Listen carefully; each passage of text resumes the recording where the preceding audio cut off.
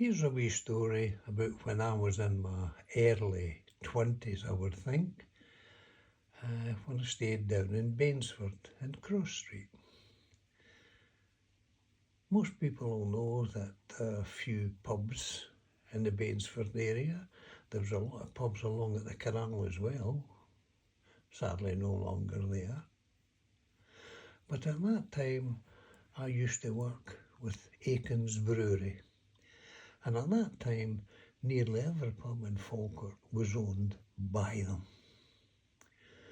So one of our jobs, if a pub wasn't paying very well or if they were making a lot of money, they'd send us down now and again to each pub to rejuvenate it, paint it up and update the pub, the fonts and all that sort of stuff.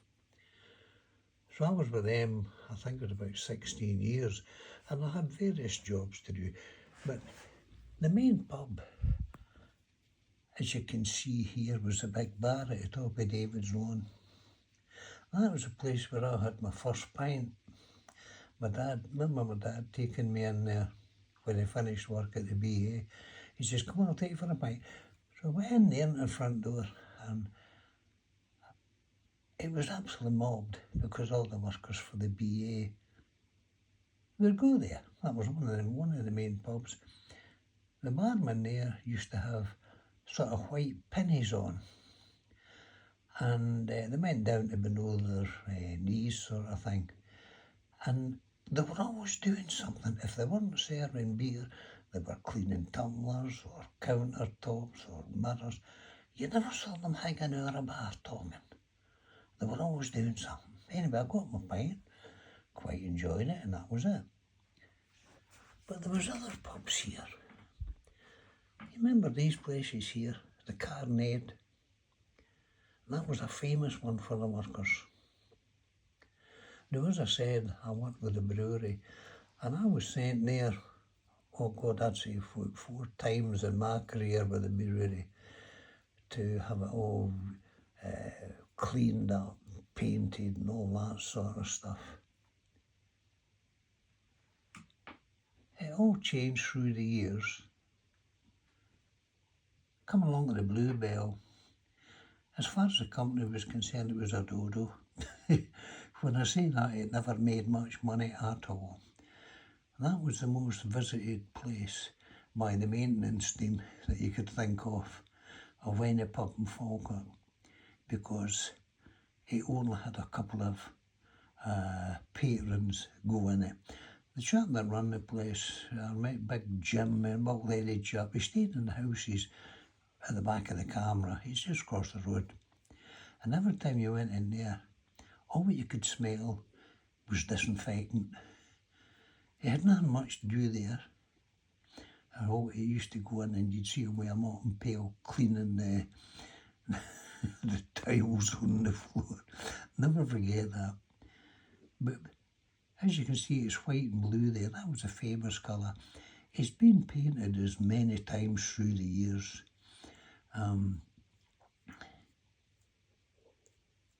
But as I say, it didn't seem to do the pub any good at all.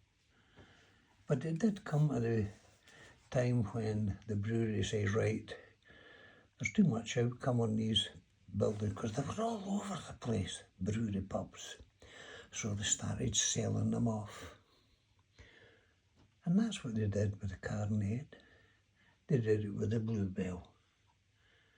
But my wee story is to go back to the Carnade.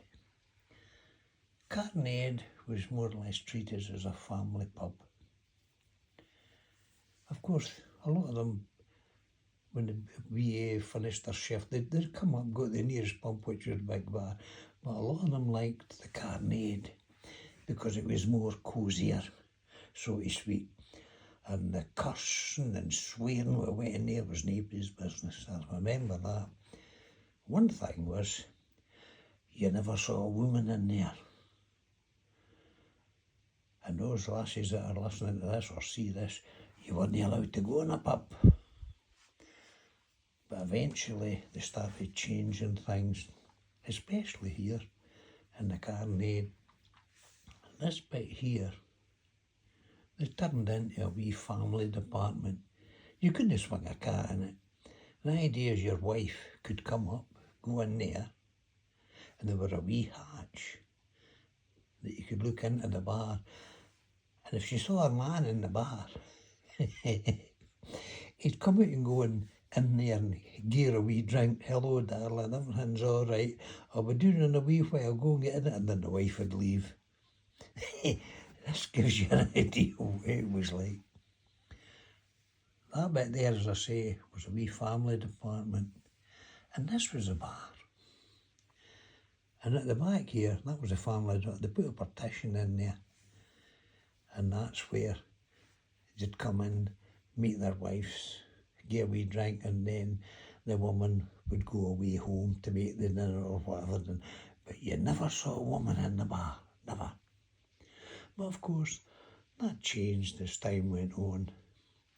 These scantry here at the top, that wasn't there when I first started going to the pub. That's obviously an addition. And same with the front of the counter here. One of my priorities, or one of my main jobs, was the counter itself. They were mahogany sometimes, so it depends on what area you went to. But I must have done more or less every bar top, so to speak, and every bar in Falkirk, because that was my speciality. My job was to strip that right down to the bare wood, buff all marks out, so on and so forth. Then I'd treat it with lacquers, rub it down, lacquers, various things. It usually took 2 to 3 days to do it. But the bar counter came up like a sheet of glass, and I wouldn't leave it until it was like that. So no one was allowed to go near that bar. So really the bar was more or less shut for 3 days. So all the punters just went to the bar along the road sort of thing, then they'd come back. But I'll never forget that. The other thing, after a year or so, the ceilings would they'd turn into a dark brown. Of course, everybody smoked. They smoked pipes, fags, you name it. It was always thick with smoke. Sometimes I had to leave the doors open to let the air circulate at this and the back door as well. But up here, I've not been in this pub for a few years, but there were a window, and in the window they had a fan, and that was supposed to take out the smoke. But it was always choked up with dirty brown fluff, and that was one of my jobs too, to decontaminate it, so to speak. It used to run down your arms, black, well, not black, dirty brown sludge, and that was nicotine.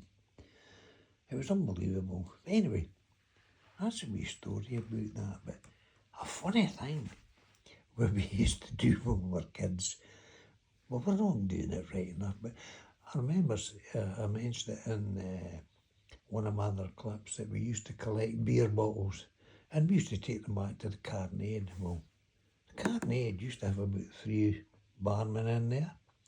They changed. They were part-time, so they were changed every few nights. But they got to know you if you went in there with an empty bottle, because they knew your dad drunk in there. So what we did, we go in with empty bottles in here, into this wee family department, go to the house, and the barman would come, what is it? Oh, how many bottles you got? So and so. So give somebody, take them through the bar, and they give your money would come out. So the barman would take the bottles out the back, and they'd put them in crates and across here, just at the back door. I'll never forget this. So some of our lads would say, right, you got your money? Aye. So they waited till late on at night till it was dark, and they'd come back up here. Of course, the doors be shut and you could hear them all. They'd be in there singing and God knows what a racket. So this door was never shut. Even now I've seen it wide open. They used to come along, nip in there, grab a few empty bottles, usually screw tops, come back out and away down the road. And they'd wait a day or so, then they'd go back and put the bottles in again. And it went on like that for ages, until they clicked on it. Then they started bolting this door. That was a wee thing they used to do in the old days. But now it's all changed. Women can go in the bars and all the rest. This was the first place I actually saw a woman sitting with her man in the bar, which you see, it was over here, a wee table. And I went in to finish a wee job on the counter, and I saw the woman drinking a pint of lager. Well, lager out of these phones is no warm, but it's bloody cold. And she downed it as if it was a wee glass of lemonade. And her man was the same. Then they got another pint of lager. And they were sitting down. I says, Christ, I can't even do that. But then again, everybody's different, aren't they? But it was lovely to see them sitting with their men in the pub. Of course, there were other people in there, they'd be cursing and swearing and so on and so forth. But the woman never objected to that. So it was never ever stopped. Of course, in the other pubs, the big bar was the same. They had a wee snack bar, a family bit, right at the front door. But it all changed. Women could go in there, which was good, as far as I was concerned anyway. The Bluebell, on the side door here, they just put a wee partition between the wall and the counter. And a woman could go in there and get a drink. But it's wide open, you can see at the bar. Everybody in the bar could see who's there. So it wasn't really private, so to speak. Anyway, as I say, it all changed. And women could go into the bar. Now for a while, the Bluebell done quite well. Karaoke's and so on and so forth. But with prices going up and so on, they found it difficult to run it. You know, you got to pay for everything, electricity, rate, you name it. They weren't making enough money, so at this moment it's closed down. It's had a for sale sign up on it. But I noticed the other day there, the for sale sign was taken down, so whether it's sold or not, I don't know. But the doors on that bar has been shut for quite some time. As I say, all these pubs here were sold off. The last person that I can remember being here in this pub was an old friend of mine, Pal Johnson. Most of your locals will know who I am, Jim Johnson. I knew him from when I was in my teens, actually, when Jim was a bookie and his boss was old Bridget. Never forget her. She tried to get me to leave the brewery and go there and you know, be a bookie, but I wasn't into that sort of thing.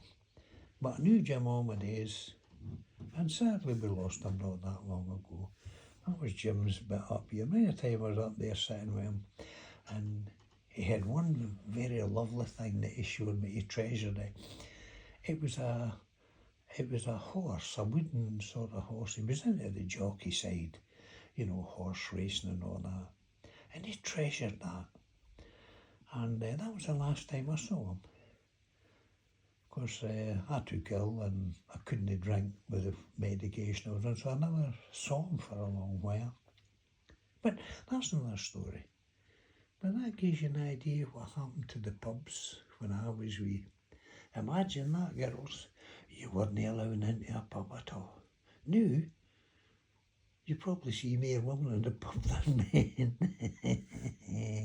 Anyway, that's a wee story for the past. Bye the new.